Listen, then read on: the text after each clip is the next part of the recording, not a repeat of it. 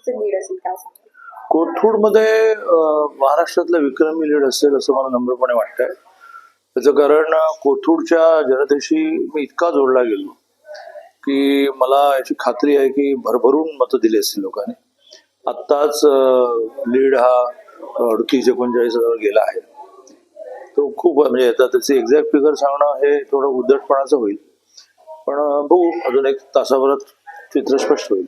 दादा, कल जर पाहिले तर आता महायुतीचं सरकार येईल असं प्रकारचं चित्र सध्या पाहायला मिळतंय. काय वाटतंय दादा एकंदरीत? चित्र दिसतंय म्हणजे 288 पैकी 221 क्रॉस झाल्या. 12 पक्षांमध्ये मला माहिती आहे की 7 जण बरोबर येणार, 230 वर गेली. सरकार येणार हे क्लिअर आहे. मुख्यमंत्री कोण हे श्रेष्ठी ठरवतील. उद्धव ठाकरेंना सोबत घेणार की नाही दादा, बोलले होते? नाही, उद्धव ठाकरेंनी आता बरोबर येण्याची स्टेज राहिलीच नाही असं माझं मत आहे.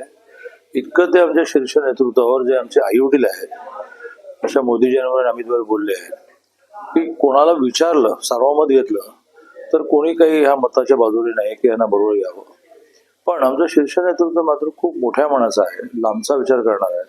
ते काय निर्णय करतात माहित नाही. लाडक्या बहिणीचा काही परिणाम झाला का दादा? टक्केवारी वाढली होती. प्रचंड. लाडक्या बहिणीचं यश असं आहे की नॉर्मली वोटिंग केल्यानंतर महिला तिच्या बॉडी लँग्वेज मधून जाणवू देत नाही, परंतु लाडक्या बहिणीचा परिणाम इतका की बाहेर वोटिंग करून आल्या की जाणवत होतं की महायुती महायुती महायुती. त्यामुळे त्याचा खूप मोठा परिणाम झाला. जल्लोषाला सुरुवात झाली आहे दादा, कार्यकर्ते येतात. जल्लोष होणारच. लोकांना लोकसभेमध्ये जी पिछेहाट झाली याचं एक शल्य आहे आणि ते भरून काढणारा विजय असल्यामुळे ते भरभरून आनंद व्यक्त करणार.